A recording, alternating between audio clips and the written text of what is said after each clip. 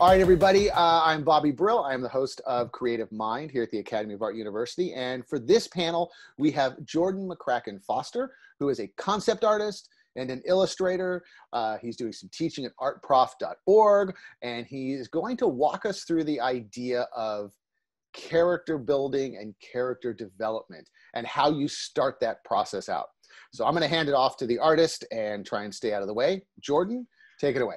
All right, so hey everyone, I'm going to show you this character that I wanted to design for today's session. And the first thing I like to start off with whenever I get a prompt for a character or I have something in mind is I like to have a mood board or a reference board. And so what you're seeing here on my screen is a bunch of ideas that I've pulled from online sources, whether it's artwork, from movies, from fashion, whatever I think will help me to inspire this character. So, and I even have notes here. So I have portions that talk about, I like the hairstyle here. I like the, you know, how he's pensive and serious, the body shape, the printing on his clothes. So whatever reference I might need, and I will always use that as reference. Jordan, I got a question for you. So when you do a mood board, how is this, are you getting this information from a client, or is this something that you do personally as the artist to get a start? It's a mix. So if it's my own personal project, I would usually have a prompt of the character. Like I need to know certain things about them. Like, are they male or female? Are they an adult or a kid? Are they a warrior? Are they a bounty hunter? Are they a chef? You know, all those different things really come into play. And so I need to have at least a basic understanding of who this character is. So when a client comes to me and they say, I have this idea for a kid who's really imaginative, I can get reference based off of that, and I'll build around that prompt. And does the client sign off on this, or is this just a, hey, this is what we talked about, please stay within these parameters, or how does that work? So the reference board is really just for me to get ideas and to get inspired. I actually tend to not show this to anybody. Okay. It's more for my own records, just to spark some ideas. And there are plenty of times where I deviate from the reference, and that's totally okay, because the whole point of it is just to get me to come up with an idea, come up with a concept. Okay, got it. Yeah, and taking from real life and movies and all that stuff is really helpful to just get that process going. Oh, cool. And before you get too deep into what you're doing, walk us through real quickly, what are you working in? What are some of the actual tools you're using? So if somebody wants to try and replicate this, or just to know what you're doing as an artist, what have we got up on the screen? Sure. So I'm using Adobe Photoshop, and I'm using my Cintiq 21UX, and that's how I made this whole mood board. It's what I'm going to be drawing in. You can also do this type of thing on the iPad or almost any other, you know, digital drawing software. It's just what I tend to use personally. But this is pretty much what you live in all day long as an artist? Basically. Okay. It's all Photoshop. So it's interesting, because I know a lot of the people we've talked to, and when you meet a lot of digital artists, it's very much segmented into different software, but it seems that Photoshop is the way to go, not necessarily something like Corel or something like that. Photoshop is just the most popular, or? Yeah, I think Photoshop is the most popular. It's funny because Photoshop is really originally meant to just edit photos, but I think people kind of made it into a drawing tool. Okay, right. But it's definitely industry standard. It's definitely used in every company I've ever heard of with that type of work. And as far as the other software, I assume people use them just fine, but I've never used a lot of them just because I've always had this. So I haven't experienced too much with that. Okay, cool. Got it.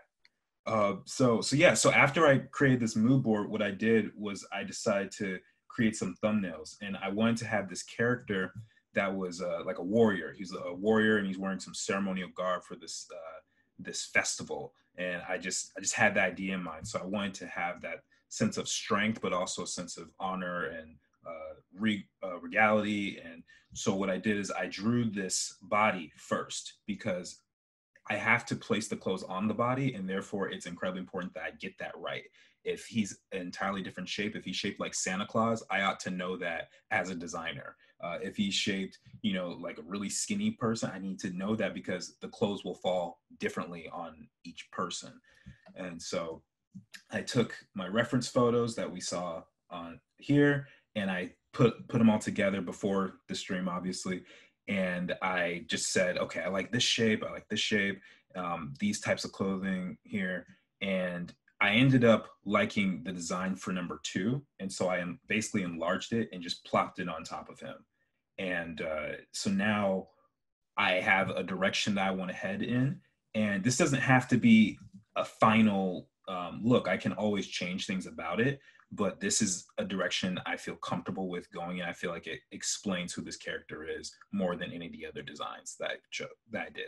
I'm going to ask you a quick question again, because there's photoshopping in layers. How much of your drawing and your organization comes thinking in layers? I mean, because normally if you're drawing on pencil and paper, that's it. Or if you're really old school, you've got flip up pages and tracing paper and things like that. But how much do you work in layers, and what's the benefit of that? Yeah, I use layers all the time. If you were to see my other files, there's just groups and groups of layers, like 10 or 20 layers in a group. And the reason for that is because there are certain things, like let's say I have this body sketch, and right now this is pretty solid and I don't want this to change too much. And I'm afraid if I draw on top of it that I'm going to mess something up, or if I erase, then the whole body is just going to disappear. So that's where the benefit comes from drawing on a different layer for the clothing, like something like this, because if I decide to change something, like just as an example, if I say, no, I'm going to change that, the top of his chest, then I don't have to worry about the body underneath. I just have to worry about the clothing.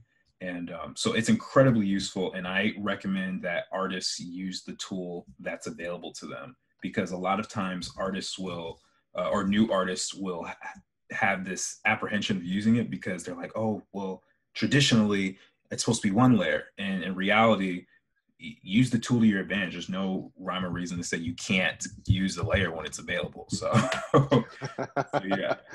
And so what I usually do whenever I get to this point, I usually just lower the opacity on these layers so I can still see it, but it's not, punching me in the face. And I just start drawing on top of it. And I'm just going to start going with, it's probably not going to be super clean lines. I would probably ordinarily go back in and edit and make sure all the shapes are exactly the way that I want. But for now, this will give me a really strong read on what I want this character to be in the end. So you see me just figuring out the face. I tend to start with the face first because that's the thing that we connect to most often. Whenever you look at someone, you tend to look at their face. And unless there's something that's preventing that from happening, like them wearing a mask or something like that, I think it's always a good idea. And that's why I'm not like starting with the elbow or something like that. Right, you get your character and your feeling and the soul of the character that way. Right, exactly. It's just, I mean, all the emotion is hidden up here. And I feel like if you can capture them in the character in the face, then you are already at a good space. Doesn't always mean that they're wearing the right clothing or that you can't even change the design or, give them a beard or a piercing or something like that. But if you can just get that face down, it is always a big help. And you started with this project directly in Photoshop? You didn't have an actual pen and paper or a pencil and paper sketch at all? You went straight in start designing in Photoshop? Yes, I went straight in here with in Photoshop. And this is, I like Photoshop a lot because it's also a great tool just for sketching and getting ideas across. As you saw, that mood board that I did earlier was completely created in this this software. And so I find it really, really helpful as someone who's trying to just start designing. So for some of the older artists, I'm going to throw myself into that. I'm not that old, but I didn't use a Cintiq. I had to draw with pencil and paper. What are some of the tips or some of the tricks you've learned? Because obviously you had to do, no matter what, the foundations of drawing with pencil and paper, moving into a completely digital world and a digital pencil and tablet. That's tough because honestly, it just comes from using it a lot. I actually took a course in my master's program that was specifically designed to get you drawing digitally a lot. Like we would do 8 to 10 hours of figure drawing a day. and or per class session, I would say. Wow, that's a lot. Yeah, and then the homework assignments would be similar, where we would have to draw like 50 head sketches or 20 figure drawings or whatever the case may be in Photoshop. And when you get that sort of pencil mileage under your belt, it's almost impossible to not grow from it. Okay, so really it's not a hindrance. It's just okay, I've got to figure out how to get my mind wrapped around using something that I don't have to sharpen every 2 minutes. Right. I mean, there's the most difficult part for a lot of people tends to be just learning where the things are in the program. Like, where's your brushes? How do you fill in paint? And, that type of thing. But other than that, a lot of it is just simple getting used to drawing on a screen, which can be challenging for some people, but it's one of those things that we kind of just got to get used to. And then, of course, you're left-handed. Oh yeah, I'm a lefty. Oh man, oh, I'm left-handed too, and just being reminded, oh, you're never going to be a professional if you're left-handed. Oh, I've never heard that before. Oh yeah, that was, well, you're using you're using a real pencil. They're always like, yeah, as you keep going to the left, keep going to the left and right, you're just mushing together all of your artwork. Like, oh, you'll never be a professional now. That's so funny. Yeah, well, honestly, the most difficult thing for me was just not having my teachers be annoyed at me because my setup was so weird. Because like this whole panel on the left with my layers and colors and stuff, that's right. Typically on the right side. And whenever I'll be in school, my teachers will come over to my Cintiq and they would get so irritated because I had it set up the wrong way. And they'd be like, oh my gosh, I hate coming over here because you always got it set up wrong. And I was like, what do you want from me? Like, do you want to teach me how to draw with my right hand? I think that would be worse for all of us, And then they would stop. And so for a lot of people who are looking to do this, just basic, we're talking about just basic drawing here as opposed to the actual character, which we'll get back to, but it's definitely a pen and a tablet. Are you able to do this with the mouse, or is it really about learning to use that?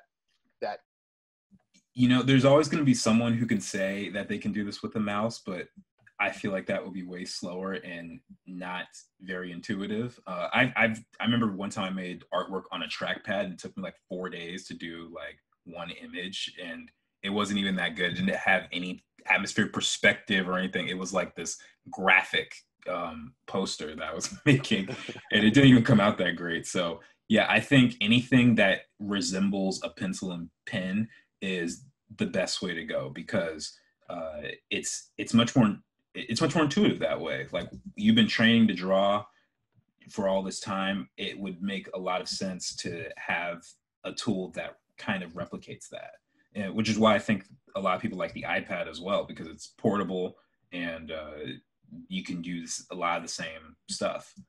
Right. That the hot software is Procreate or something like that. And I guess Adobe's got something else they've got that rivals that as well. Right. Yeah. So tell us, now you've done his face, the basic structure of his face, and now you're moving on to his outer robes and some of his different pieces. Explain what steps you're going to now. What's the thinking behind that? Right. So typically for me, at this stage in my artistic career, I need quite a few like sketches. So notice I started off with this, but this is pretty rough, and there's not a whole lot of description going on here. So what I'm doing in this stage is I'm going back in and I'm just tightening up those lines a little bit more, because ambiguity is not my friend when it comes to designing. I don't think it's anyone's friend really. And so now I'm just thinking about defining these shapes a little bit more and, saying, okay, what kind of design does this have? And thinking about big, medium, and small shapes, trying to make them look interesting. Because I have the basics down. I have the main structure of what I want, but now it's just about figuring out a lot of those details. And quite honestly, that is what I find most of the character design work is done. It's more about getting the idea right, and then the actual technical skill and of putting it all together. It's not as I won't say it's not as work as intensive, because it does take a long time, but it's not as much thinking. The thinking stage needs to come early on, and that's where a lot of these quicker drawings come from. And it's easier to design when you get all those out as quickly as possible. rather than just waiting for a long time. So you won't take this black pen layer, we'll call it, to full render. This is still just a refinement version. Yeah, so that's typically how I work. Some people are able to go straight in. I am not there yet. I'll admit that freely. One day, maybe a couple of years, I will. But I'm still trying to figure out, a little bit more about this character. And so if I were to go back to my mood board, there's a couple of things that I never defined in the sketches. Like there are some patterns here that I think are really, really cool. Like down in her legs and on the cape here, and I kind of want to steal this robe a little bit, but he's, there's a lot going on here, and so I need to start really going in and defining that out a bit now. And I'm not so worried about getting a pretty drawing as much as a good design. The pretty drawings can always come later, and everyone likes that, but that's not where the real work is, in my opinion. Right, because I mean that's one question, and something that came up in a lot of the other panels is, as a concept artist, you may make something to this level and stop, correct? And then it goes to somebody else who may even take it further, correct? Exactly. So you're always typically working in a team, and when you're working in that team, you don't always get to finish what you started, and that's just the way it works. So, I mean, a lot of my time I spent finishing my own assignments because they were for school or something like that, or we would call dibs on a group project. But typically in a larger work environment, those sort of things don't always happen. Right, because if you're doing this and it's for a 3D render, that's where the math guys get in. That's that next layer of programming where they're going to be putting it into 3D and animating it and then rigging it and all that other fun stuff. Exactly. Where they're coming off of your concept. Exactly. So yeah, that's primarily what I'm doing. It's just figuring it out so I can pass it on to the next person in the pipeline. And if the sketch is approved and and if I'm lucky, then maybe they'll say, hey, Jordan, can you keep working on this? And sure, no problem. Because I actually do enjoy that final step of getting that rendering done, but it doesn't always happen that way. So I forgot to mention, sometimes I'm looking off the screen or I stop drawing for a second. I have other reference on my monitor, my mood board's up there, and a couple of other things that are helping me. I'm always looking back on references and trying to figure out what it is that I want to take from each tool. And I tend to go back and forth also. Like you saw me go work on the body for all this time, and now I'm going back up to the, the face and all this stuff. So it really depends on how I feel. And then I just changed the hair because something about it wasn't as appealing to me yet. So I'm trying to figure that out. And, it's constantly just going back and forth. When you're drawing something like this in a professional situation, do you give yourself a time limit? Like back in school, it was like, here, you got a 10-minute render, a 20-minute render, a 2-minute render. Is there a time frame you're giving yourself, or are you, where do you look at the piece and go, okay, I can move to the next point? I get a lot of it kind of depends on how far I've gotten. It's hard to say. I definitely try to work quickly, but there are times where things are a little bit more difficult to figure out. And then there are times where I'm also just not as much in a rush. So if I'm in a rush, then I'll just do what I can. But otherwise, I like to just try and figure it all the way out and take as much time as I need. Because for me, I think the goal is just to make a good design and tell a good story. And forcing that doesn't always happen, for me at least. I'm definitely going to try and learn how to do that a little bit more, but it doesn't always happen right away. Well, but that's an interesting point you made, that you're telling a story. You're not necessarily just, okay, here's a cool guy. Mm-hmm. You're telling a story. So that mood board that you make has all of that emotion and feeling and ideas and things like that. What story were you telling, or that you told yourself, when you were putting this mood board and this character together? Oh, okay. So I was thinking of, I kind of mentioned it earlier, but I was thinking of this warrior character. And since we're doing this for Afro Comic Con, I just think that would be so cool to have a character who's just that strong warrior, and thinking about stuff like Black Panther and rest in peace Chadwick, and all these different things. So I wanted to have that character, but I also didn't want him to just look like a pure fighter. I want him to look strong and bold and confident, but I definitely didn't want him to just be that. So I wanted to add some sort of, not quite a royal feeling to him, but like he's an incredibly important figure in the world. And how much does that backstory play when you're drawing? Does it change on you as you're going through your character development, or is it, this is what I'm going to stick to and this is how I'm going to finish it? That's the whole fun of storytelling, is that things do change. There are times where I add an element and I go like, well, why did I add that? And I think of a story, or vice versa. Typically, it's probably better to come up with the idea and the reason first, so you don't have to backtrack too much. But there are times where I'm like, oh, this looks so cool, and what if I add this element to him, and blah, blah, blah. And so I always find that incredibly exciting and exhilarating when that happens, because if you hear any writer tell it, they will say their story changes all the time. Like I just recently finished Breaking Bad for the very first time, and one of the things that the writers were saying was that they were thinking about killing off a certain character, but they ended up liking him so much that they carried him out through the entire series. And Right. that's one of those changes that you can't always predict when you are starting out something. So Yeah, it's got to be tough when you're drawing something and it's like, I really love what I've done here. I cannot get rid of it. It's got to stay, and it's got to retake over my design now. right. So it's definitely tough, but it's also very exciting.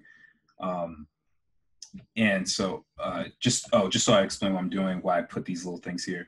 I want to have a balance of big, medium, and small shapes. So one of the principles of character design, you want to have a mix of stuff. So you think, you have a big, medium, and then a small. And having that variety is really, really helpful, as well as shapes. So like I have this big square here. Oftentimes squares can represent stability or strength. Like you think of characters like Mr. Incredible, or any superhero, Captain America. Buildings are primarily squares. So I'm trying to think of those things and the big, medium, small shapes all together, and just saying, okay, where can I put some sort of extra design element to make him a little bit more interesting? And since I'm going with something that looks kind of regal, I'm adding a little design flair on here. I gave him some beads, maybe a little bit of a trim on the bottom of the cloak here. And since we're still in the preliminary stage of this drawing, can you tell me what were some of the classes that you took in your education that really have helped you to get to this point? Were there any one particular class or a few that really allowed you to take your work as an artist to this level? There's one class in particular. It was called Stylized Character Design that I really, really liked. And that one, most of the class was, look at the style of this particular artist and study them. So we did Craig McCracken, we did Steven Silver, Phil Barassa, all these guys that I look up to personally, and we would mimic their art and get as close to the original as possible. And what it did is it taught me how these different artists are solving these problems. Because when you think about character design or any other design, really, you have to be a visual problem solver. That's what one of my teachers likes to say a lot. And it's true. And you have to, and so that class really taught me how to do that. And then I also had to work on my characters for my thesis project. alongside it. And so I was able to apply those things to my characters as I was working on them. Well, that's interesting that you said that the thing that you learned the most from was drawing in the style of other people, Mm-hmm. which does make sense, because if you are eventually going to be working with a team, it's not, you know, Jordan's design, it's the design of the person I did with, and I've got to keep it in style. There is that Disney method, or that animation method, where it's not one guy drawing Mickey Mouse for the rest of his life. It's everybody's drawing Mickey Mouse, and you've got to draw Mickey Mouse the right way. Right, exactly. I mean, that's the tricky part. And the cool thing about Mickey Mouse is there's been so many interpretations of him over the last almost 100 years that, you know, the same basics stay the same. Like his ears, you pretty much can't get rid of those ears, or even his outfit, but there's still different design aspects to him where he still can be fresh even after almost a century of experiencing the little mouse. So, and that goes for a lot of these other really cool characters that we enjoy. Bugs Bunnies look different. Some characters don't even have a specific design. Cinderella, Snow White. It's really amazing how far you can take it as an artist or as a group of artists. Well, and also there's that big difference between fine art rendering, which I'm sure you did, and that fine art figure drawing, where it's all about the tonality, the light and shadow, the perfection of that human body, and then the illustrative version where it's what we're looking at now. It's real, but it's not. It's a comic book, but it's still, all the anatomy is there and rich detail. What are some classes, or what is some education people can think of should be focusing on when they want to start drawing a character? Can you rephrase the question? What do you mean with education? What would be some classes, or what would be what should they start to draw, and how should they start thinking about drawing when they want to start drawing characters? Because your character, this isn't, a fine artist would look at this and go, this is an illustration. An illustrator will look at this and go, no, this is a character. Right. And that difference between the two, what are some classes that you took, or just some things that people should think about if they want to start really developing their character design? I see. So I think one of the biggest things that a lot of young, inexperienced artists, I myself was among this group, so I think just learning how to draw and design is big. Learning how to draw the figure, that's incredibly important, especially if you want to do something like character design. And you can't really break away from that. If you have really bad anatomy, people are going to notice.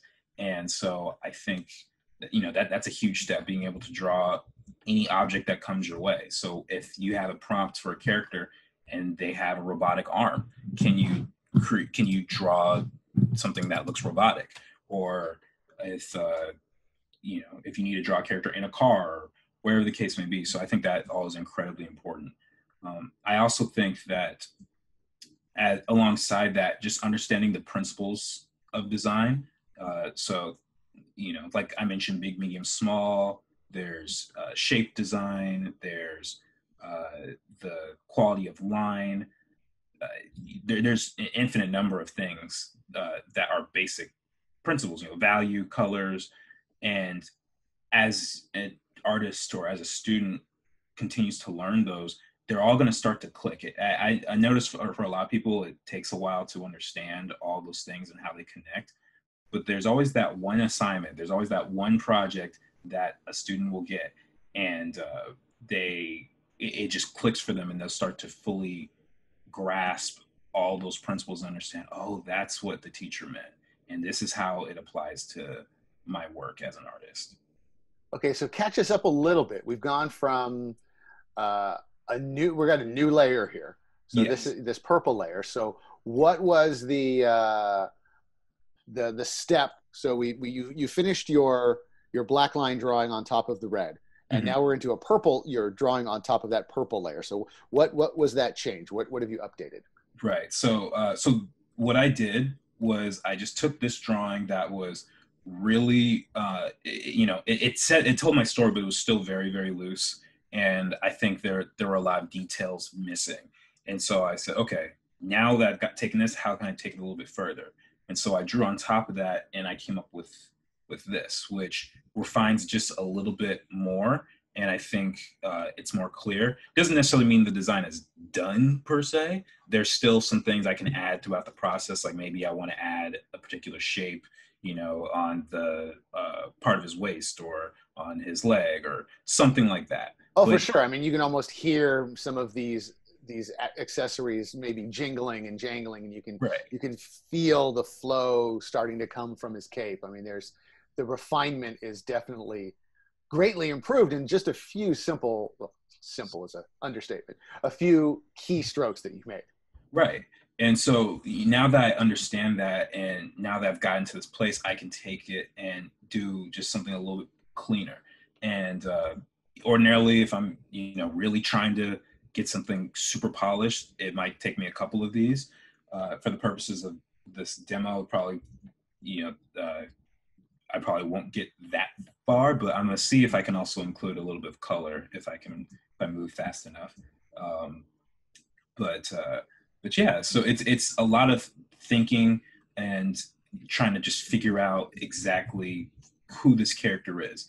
And going back to the whole story element, that is key. There's a phrase that my friend, who's also was a classmate with me, she always would go like, "Story is king." Remember that, Jordan? Story is king. And as I started designing, I started understanding what that meant a lot more, because that has to drive the entire design. I can't figure out who this character is without a strong story. And so I'm constantly thinking, okay, would this character wear that in this situation? Does this make sense? Could he move his arms? Could he, you know, and I had to think of all these questions and treat him as if he's a real person, as if I actually know him, because that's sort of the intimacy level that's required for a character design. You have to know your character inside and out. Even if you don't agree with the character, you have to be able to understand them. Like going back to Breaking Bad, a lot of people don't like the protagonist, Walter White, because he makes a lot of really messed up decisions. But I think a lot of people can still relate to him and understand some of the reasons why he does the things that he does. So it's not even about, you know, having agreements or disagreements on a moral level. It's just more about on a human level. Do you relate? Can you understand? Yeah, there's something to be said though for, you know, being a bad guy or drawing a bad guy seems to be the most fun. You get there's really no rules. Right. They always have the coolest costumes. You know, like Darth Vader, he looks awesome no matter what you do. Right, exactly. He looks really cool. Bad guys, anti-heroes, zombies. Right. It's like, do whatever you want, man. You're. Yeah, and you know, I find something about them feels a little easier to me personally, even though you know, I wouldn't consider myself a villainous type of person. There's something about them that is really intriguing to me. And even when I was in my thesis class or that character design class, I was working on my thesis, I did my villains first.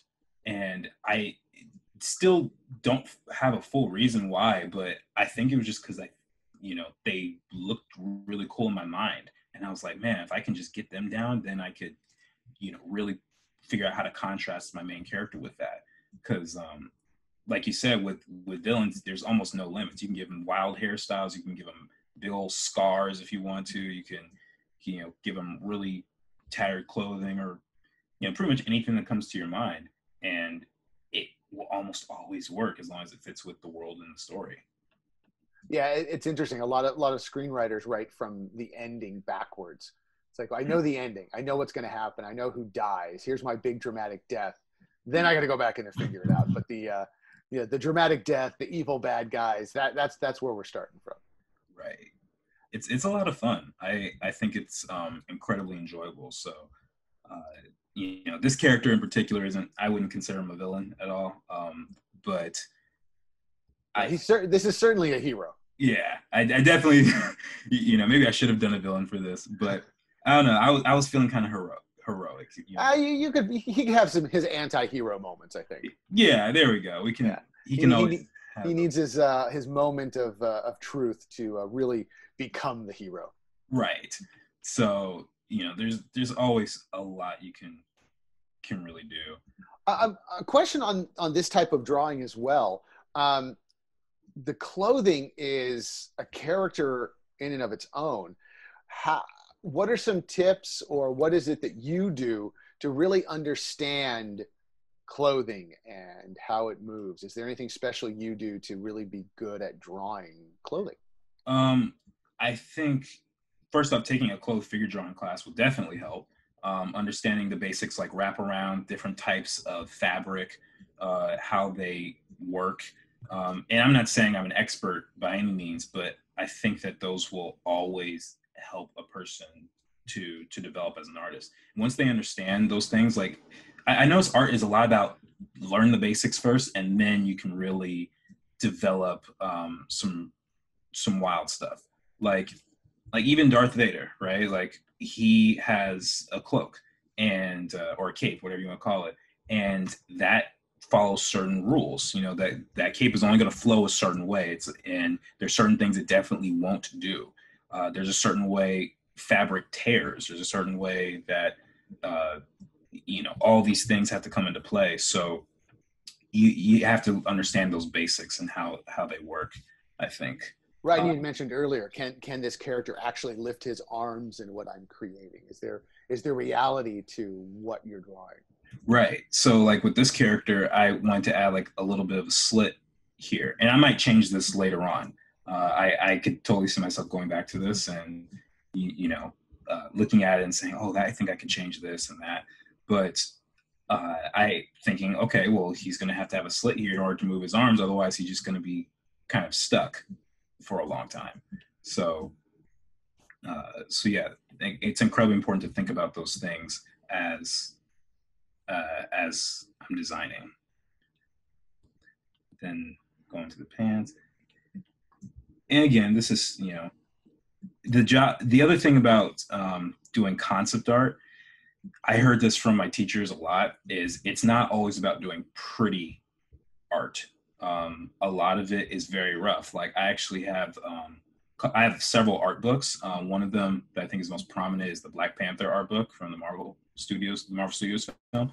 And a lot of their art, it looks incredibly rushed. And some people might not even like it because it doesn't look like something you would see on a movie poster or something that you would really use to advertise the film. But because it does its job, it's fine. You get the idea of what this character is supposed to be like. You understand, how the clothing is and who they're supposed to be, what they represent, and that does its job right there.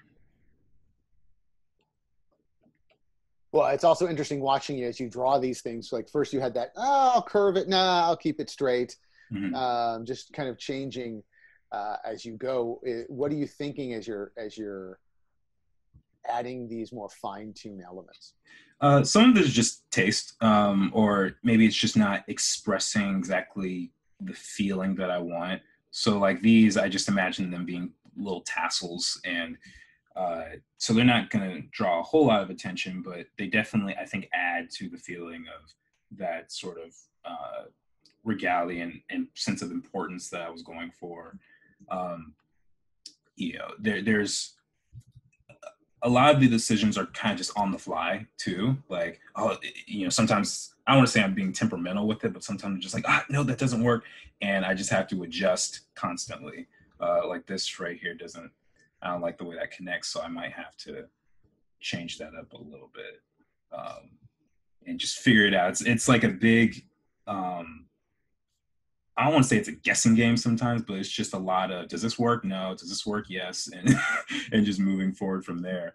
And then constantly looking at my mood board and making sure I'm not getting too far off the reference that I'm using, because I still want to get that feeling of, what the mood board represented with, the African inspired clothing and the type of face that I want. It's all incredibly important to me. So are there any books or any other things that you think people should be, gathering up or collecting as they are building a career in character design or in illustration? Yeah, so actually I collect art books. That is my thing. I was over at my mom's house. I was visiting her, and I have a ton of boxes left over there because I couldn't take them all with me, and half of them are just boxes of art books. And I'm like, you know, if worse comes to worse, all my other stuff can kind of just go, but I need my books. I need these. So I recommend getting things that are either inspiring to you or connected with the industry that you want to be a part of. So there's plenty of books on perspective. There's plenty of books on uh, learning how to draw the figure.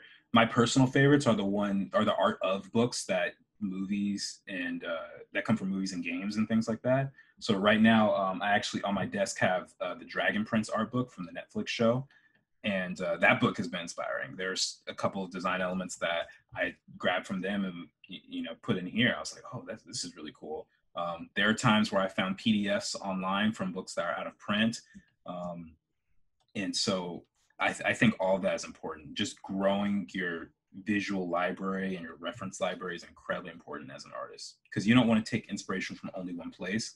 And I think it always helps to gather it from many different sources, which is why the mood board I had so many images on it. It's, if I just have one image, it will be hard for anyone to consider that a wide variety of inspiration. Who are some of your favorite artists then?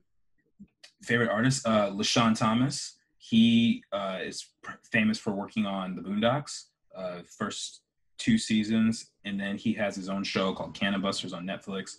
I really like Ryan Meinerding, who's the head of visual development at Marvel Studios. Let's see, Ryan Benjamin's a favorite. John Lamb. There's a lot. Yeah, I know that was a loaded question. Yeah, Nicholas Cole. He's a great artist. He's actually a friend of mine, but I met him before I realized how good at art he was, and I always think it's really cool. I'm like, man, I can get some one-on-one tips. Because it wasn't like I started off as some sort of fanboy. We were just actually cool. And then I was like, dude, your work is sick. Like, can you teach me this stuff? Like, one time I remember doing him a favor. I helped table for him at a convention while he had to go to a wedding. And he's like, how can I pay you back? I was like, man, you can give me some character design lessons. So that was really cool. Yeah, I think those are my top. There's several others, and if I were to go through my Instagram, I could name even more, but those are the ones that come to mind at the top of my head. Well, that's interesting that you mentioned guys that you're actually contemporaries with and guys that you can see face to face. How important is not only working with other people, but meeting other artists to developing your craft? I think I look at art as a community. As someone who, so there are a lot of people I know and have heard stories from that don't grow up in an artistic community, or it's not supported maybe by their family or their friends. And it's incredibly challenging for them a lot of times because they don't know anything else. They don't have artistic friends or anyone who thinks like them. And so one of the best things about going to art school for me was finding a group of people who I could actually relate to.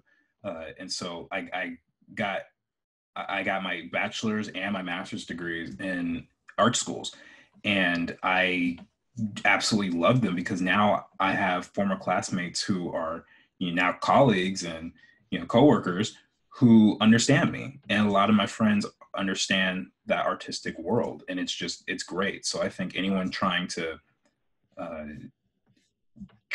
find that community or is considering it should really jump on it, because it's one of the best things that I think an artist could possibly do.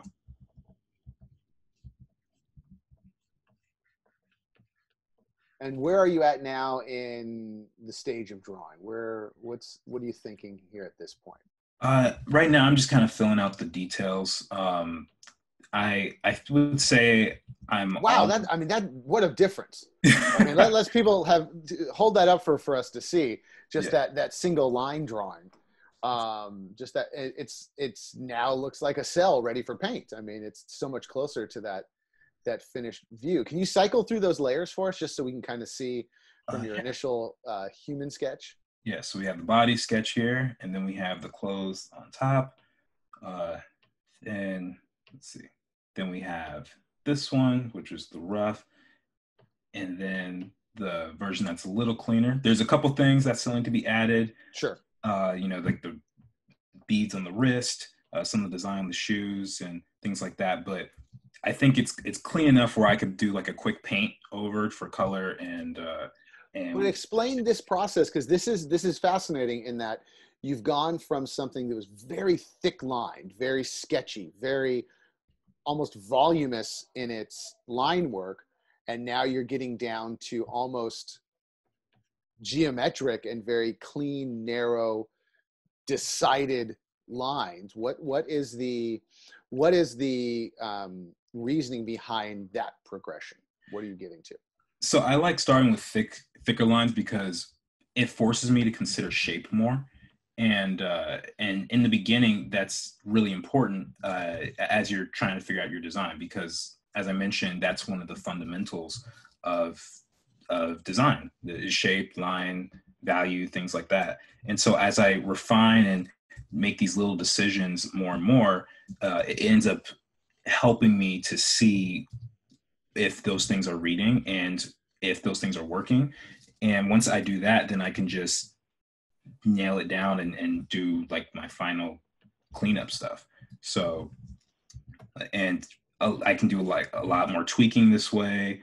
And so if I have to move the eyebrow down or the eye to the side or make it smaller or bigger, things like that, it starts to make a lot more sense to me. It's always the eyes, man. Those are the hardest things ever. Oh yeah. Those eyes are probably gonna be messed up for the rest of the video. I probably won't be happy with it because it's one of those things. They say, you know, the eyes are the window to the soul, and I would think that's true. And there's one character I did for my thesis, and I redrew his eyes like 7 times or 8 times, maybe even more than that, just because I didn't feel like they were right. And I was like, oh, they're wonky, they're this or that. So eyes are particularly challenging. I do. A lot of people, if you're just learning how to do art, there is a point in time where you just sit down and have to draw thousands of eyes because there's so much. It seems like there's more math and more rules to drawing the eye than anywhere else. It's like, no, the pupil is not a full circle. It's a half circle, but it's not really a half circle. It's a crescent shape, but it's not really a crescent shape. And like you said, there's so much into it that drawing the eye is like, oh man, can I just give him a helmet? you know, yeah, you're right. It's incredibly challenging because, you know, again, that's one of the reasons I initially started with the face, because that's where you're going to connect with the character. You know, there are times where I can almost look past a character who has very strange shoes or something like that, or maybe there's something that's backwards in a turnaround. But if I can't get attached to their face and who they are, then that's going to be tough for me. That's going to be a serious challenge, and it makes it harder for me to believe. So now, it is something I just like to do in my process, just filling in like things like the beard or the eyebrows, because it helps me to get a sense of how it just helps me, because recognizing that the eyebrows are just a line, it actually kind of throws me off a little bit, and I get distracted. So do you go deep into this, into adding texture, or is that something that is further in the process that you are not going to focus on at the beginning? Texture is one of those detail things. So at the beginning of a design, I think it's most important to just worry about line, shape, color, value, those basic things, proportions. Your basic shading. Yeah, all that kind of stuff. And then later on, I can worry about whether or not the gold looks like gold and stuff like that. Because that's more of a detail. As a matter of fact, if I were to just color this flat, I would just kind of have a little yellow, put a shine on it, and just call it for, you know, the time being, especially if I'm pressed for time. So let's see here. Try and design. So the issue I'm having with this shirt right now is I want to have this kind of point us here, but I also don't want it to make a tangent with any of these lines. So maybe I'm not sure if I want to get rid of it, or maybe I'll just make a circle. Maybe that'll do it. Yeah, Yeah. it's little No, stuff like no that. pressure making a circle in front of everybody. Oh yeah. See.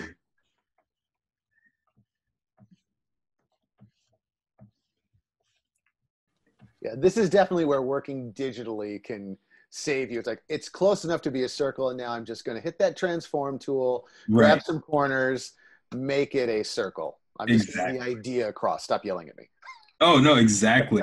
That's always really nice, and especially when I'm unsure of how something's going to turn out, that's when I'll really make a new layer. So right now, because this is still so loose, I'm not super worried. But if this were like one of those super clean sketches, like I'll show you one right here. This is one of my cleaner character designs, and I had to do things on different layers. Like I was unsure if the gloves would fit properly or this necklace that he's wearing. And so I would just put new layers. And then after a while I would combine them and go like, okay, now I feel safe. So now I can merge them. Okay. This guy's almost done with the lines, and then just add,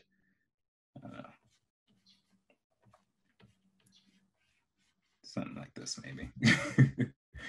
And shoes. All right, so let's see. All right. Well, then that's a pretty intense version from your earlier iterations. It's I hope people are seeing that how it's going from a wash of everything to very detailed, because I think that's one of the things you always hear from instructors and when you're in art school is it's refine, refine, refine, refine, refine, and refine often means taking away a lot of things and getting the story across, which you've done here, which is interesting. It's really amazing how we saw something that was that thick line sketch that was, oh, I get what this is and I see all this detail. Now you've taken away so much detail. It actually has more power in this clean, refined character. Yeah, definitely. I think it's just the vision finally coming, finally being utilized. It's you're finally seeing what was in my head.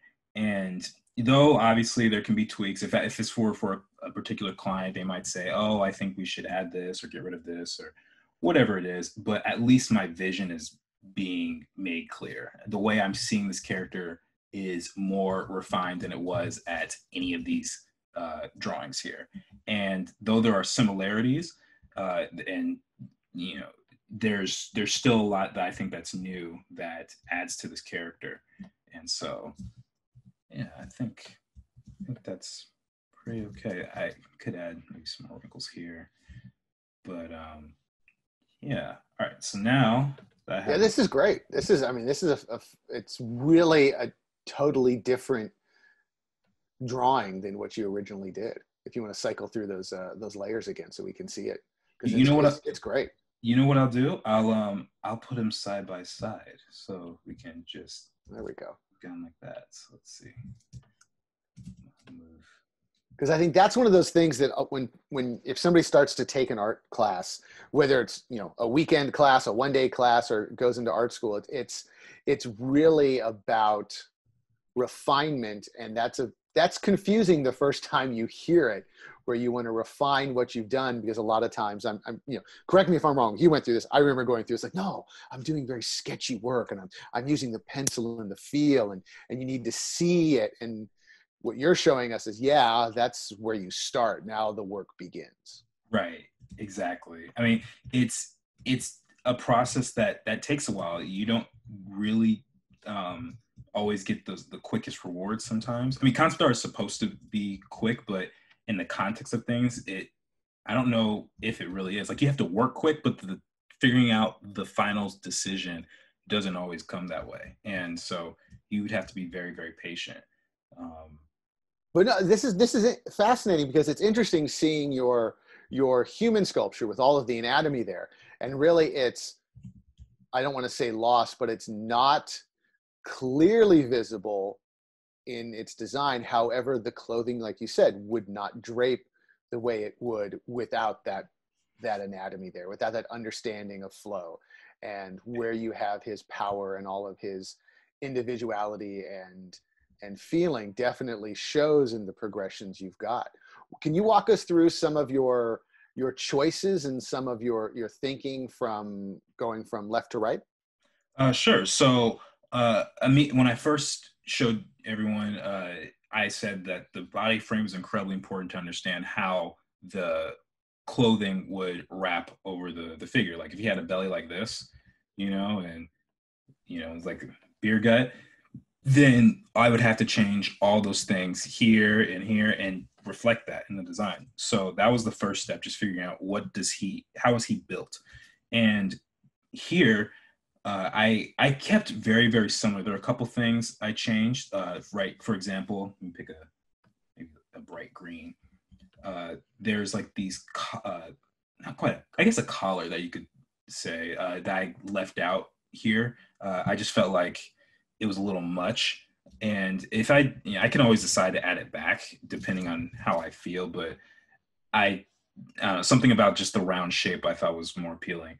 And then I took this out, this little triangle shape here, because I felt it was starting to get a little too busy, because there's already a lot of shapes going on.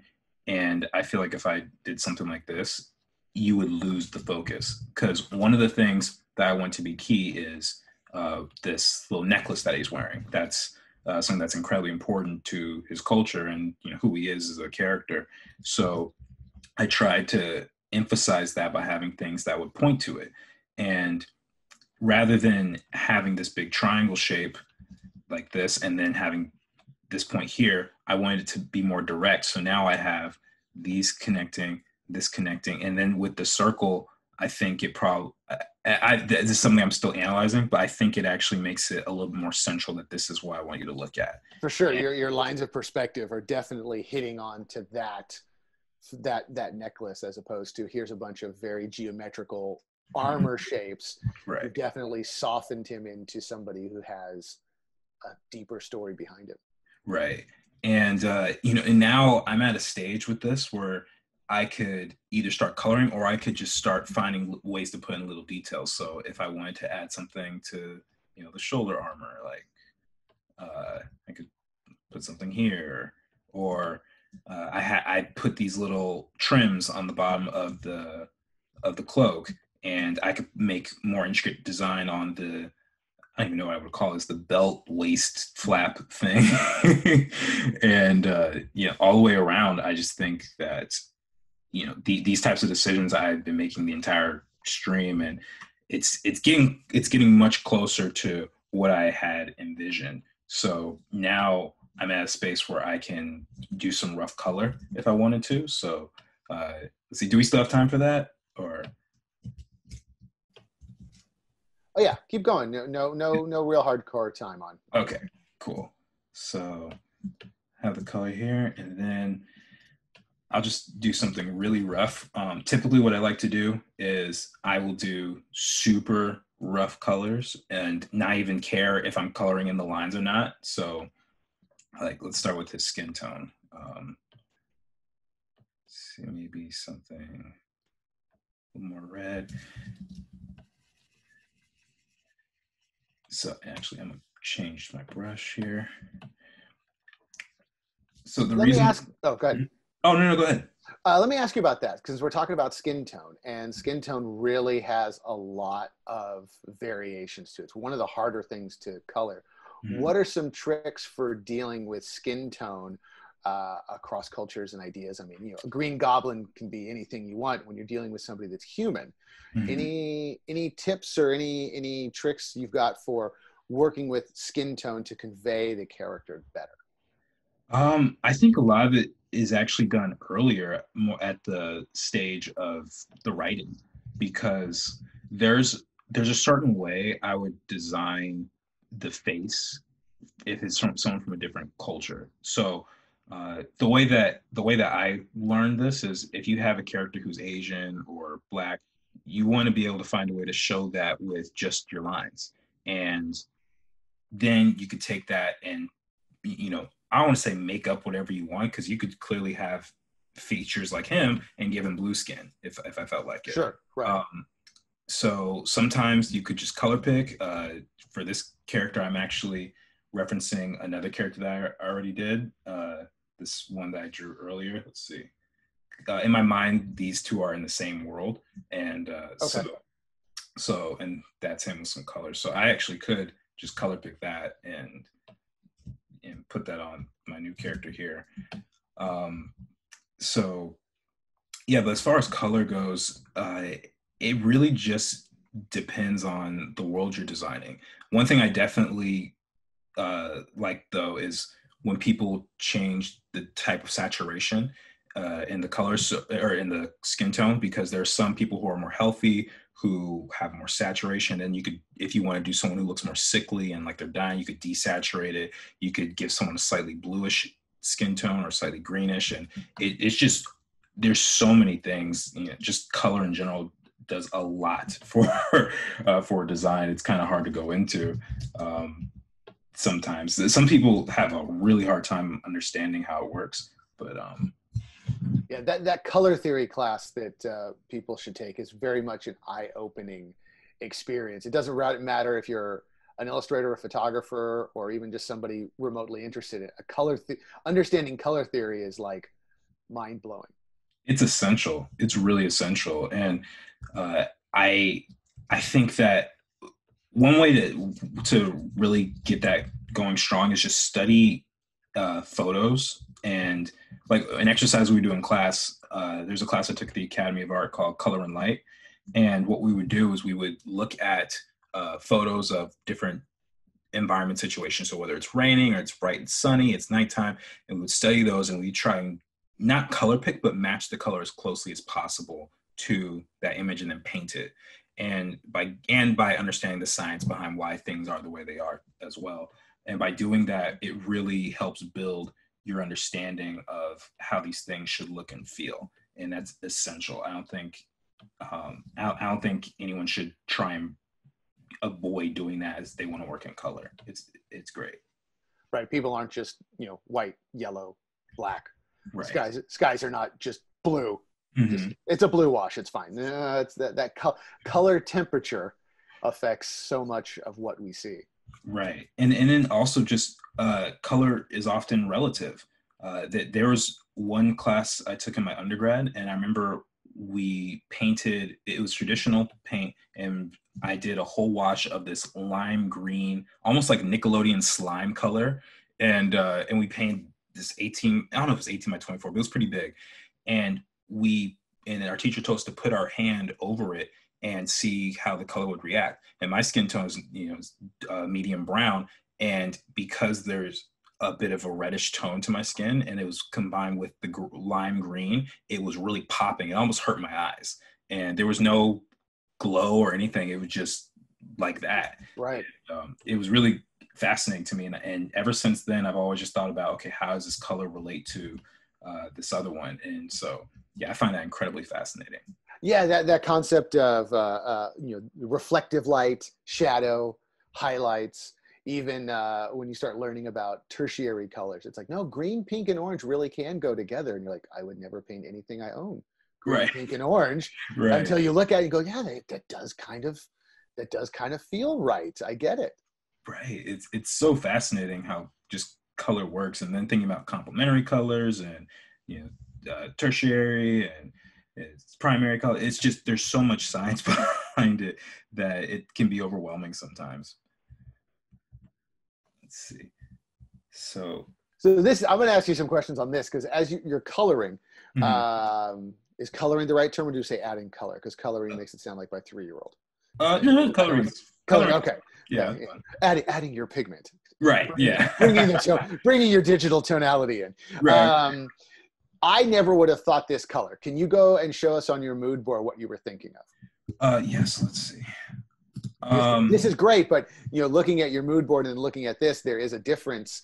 To some people may have had a totally different concept, but I do see the kind of that Ollie vibe you've got. Yeah. So one of the things in the story that I have is that color plays a very important role, and I also wanted him to represent this leader. And in this world, I kind of envision this type of cape that someone poorly photoshopped Chadwick Boseman's head onto. But I just pictured. Oh, good. It wasn't you. Okay, good. No, I didn't do that. I was like, what is this? Because you could totally see the rest of it. I was like, okay, all right. But I just imagine this, and there's something about this that just, he takes up so much space to me in a good way. Like there's something about him that just feels so powerful. And so I wanted to combine that with the goal I was thinking of here. And to be honest, ordinarily I would probably do like 6 color versions or more. Okay, got it. There's and the cool thing is by doing it as quickly as I am, I'm not spending a whole lot of time worrying about filling in the lines and things like that.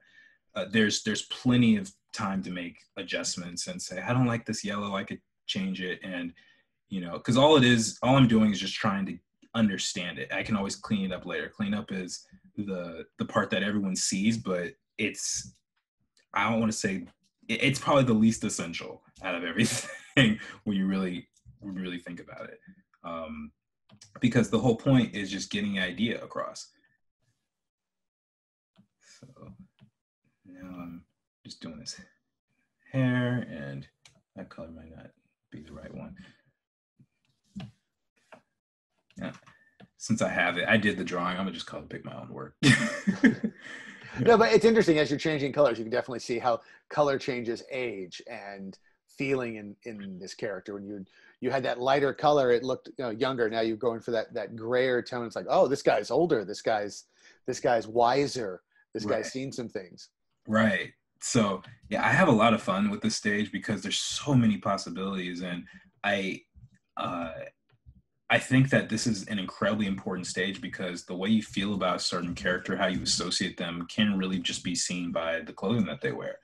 And you know, if I can get close to that, then I feel, or if I can nail that, I feel like I've done a big portion of my job, because color is incredibly challenging, and being able to combine that with you know the story and the world that they live in and association with characters, like there's a show that I like called Avatar: Last Airbender.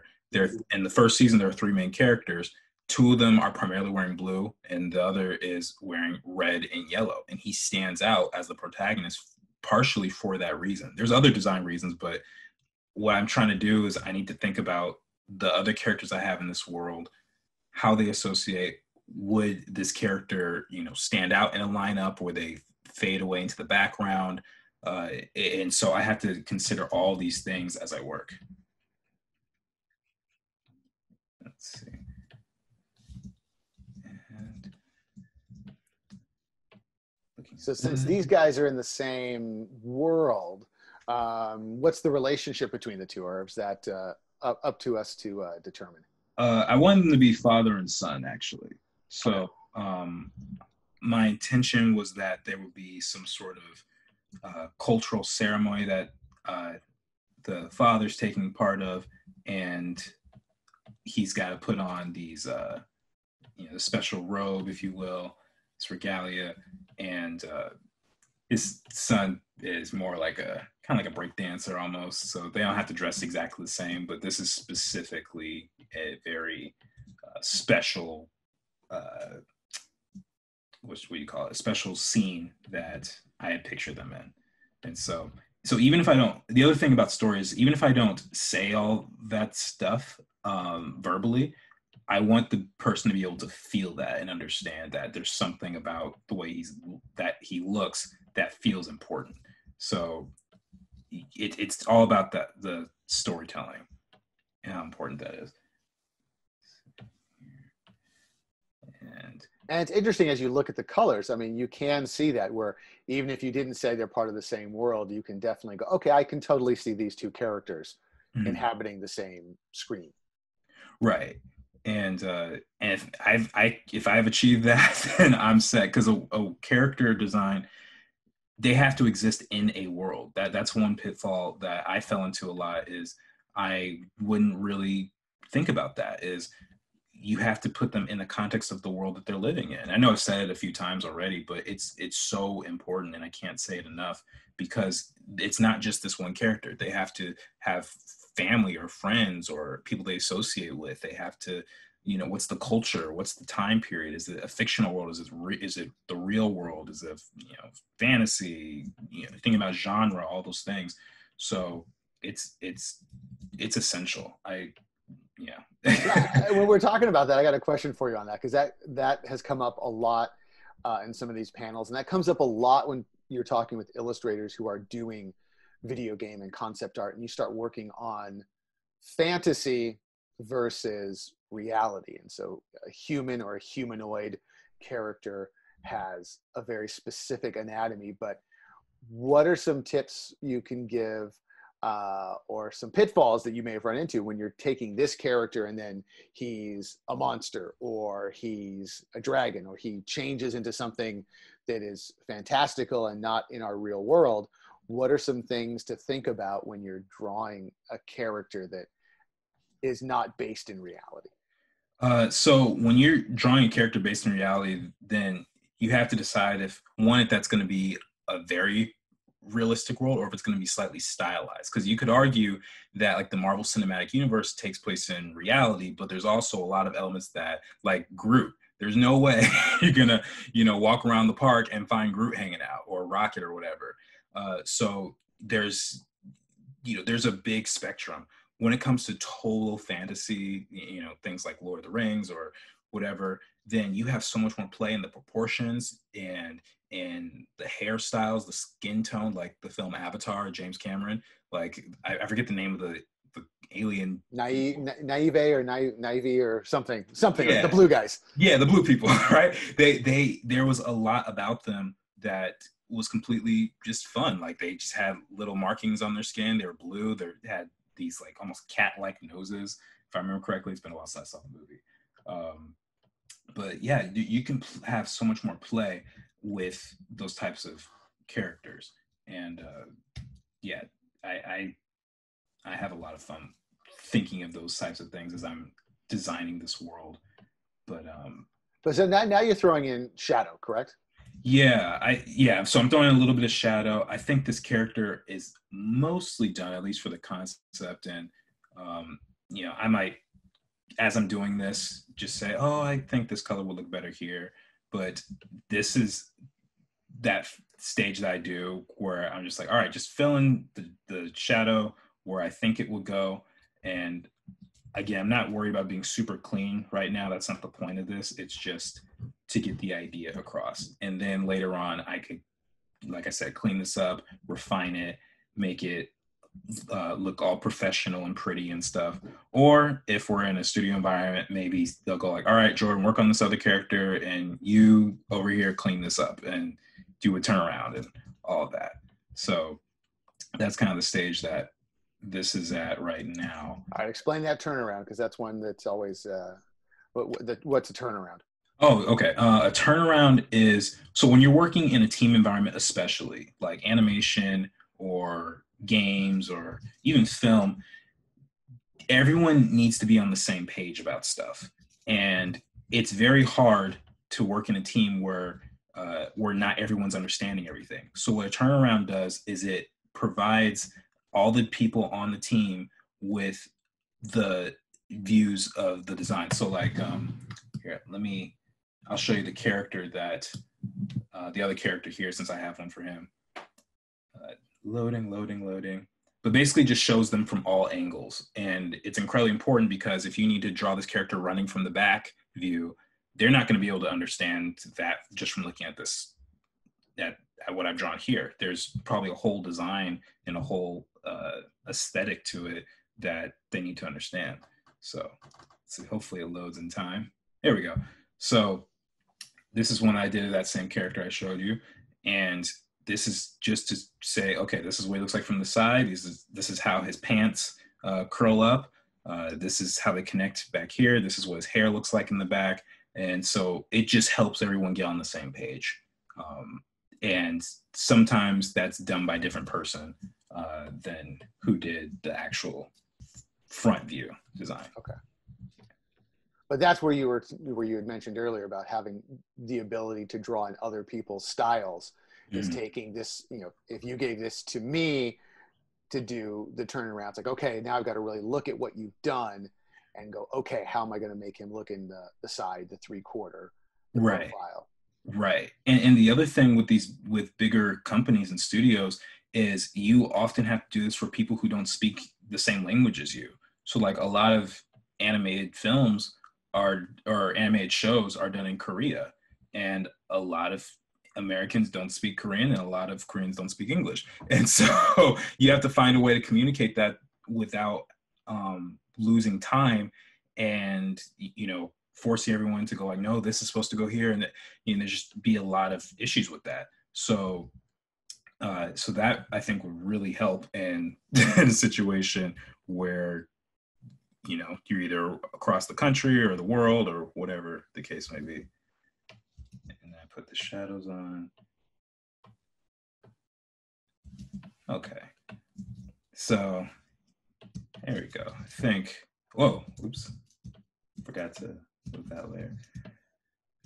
So that is pretty awesome in that short amount of time. I mean, that gives us gives everyone something to strive for and to think about what that question of how long does it take to make a character? Well, it could take this long. Granted, Jordan, you have had a lot more years of experience. But just as you're kind of finalizing this, before you went to art school, how early were you starting to draw? So the way my mom tells the story is that apparently I used to trace the air with my finger before I could talk or, do anything really. And she decided to put a crayon in my hand, and then it was curtains from that point on. That's how she tells it. Obviously, I don't remember that. But I always loved drawing as a kid. I always knew I wanted to be an artist since I was like 6. And I loved Disney movies growing up. And I said, I want to do that. I don't know what that is, but I want to do that. There's got to be someone who makes this. And for some reason, a lot of people, it takes people a while to realize that people actually, there are actual live people who have to make these films and these shows. And I was like, forget all the other paths. This is the one for me. And there were periods of time where I was a preteen, I was not drawing as much or whatever, but ultimately it always was art that was a passion of mine. And so yeah, it's something that I am so happy that I chose because I have so much fun with it. I find I just find a lot of happiness in it. And that's the most important thing to me. When I was growing up, I noticed that there were a lot of people who had careers that they weren't particularly passionate about, and I did not want that to be me. Even on the tough days of art, because there are plenty of those, I still find my way back here, and I just, I can't break away from it. Well, I mean, you get to make your own heroes, man, which is pretty awesome.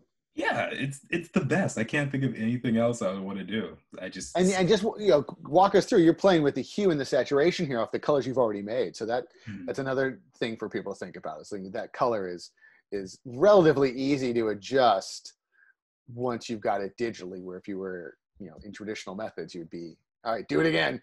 Right. It's really helpful to do things like that, and the reason for it is because, as I mentioned, color is relative, and there are some times where it doesn't match properly. Like even this, I could probably change up.